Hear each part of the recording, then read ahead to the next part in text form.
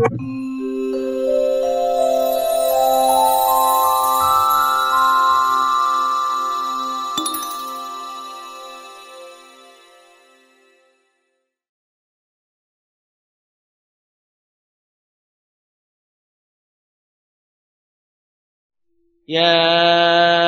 أيها الذين آمنوا كتب عليكم الصيام كما كتب على الذين من قبلكم لعلكم تتقون.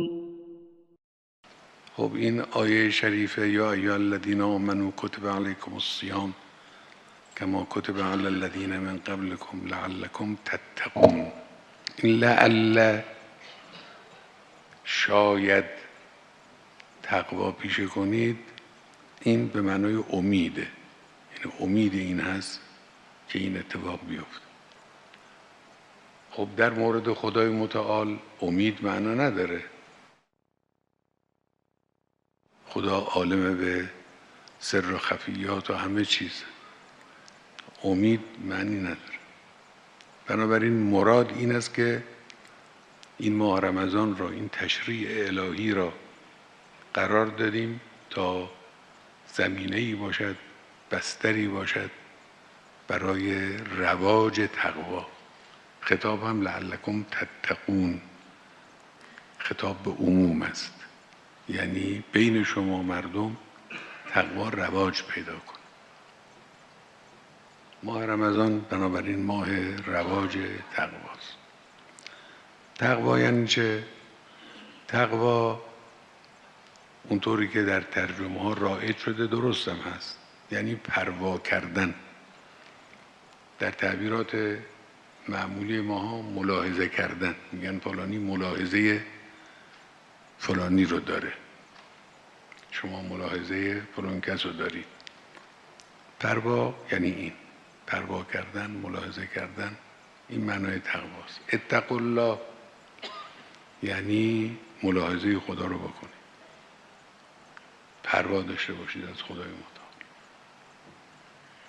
یک خط مستقیمی به شما نشان داده است در این حرکت عظیم حیات بشری که محفوف به مشکلات، مثل زمینی که فرض کنید این گوشه اون گوشش مین وجود داره در زمین، یه راهی رو باز میکنن، میگن این راه سلامت، راه امنیت، از اینجا برید، صراط مستقیم اینه. ملاحظه خدا، اتقوا الله یعنی حواستون باشه از این راه منحرف نشید، کج و راست نشید، گرفتار خواهید شد، مشکل براتون درست میشه. اگر از این راه رفتید اون وقت نتایج خوبی به دست شما خواهد رسید.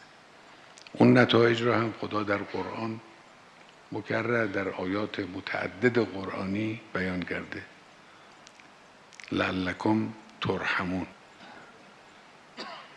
اتقوا الله لعلکم ترحمون، رحمت الهی.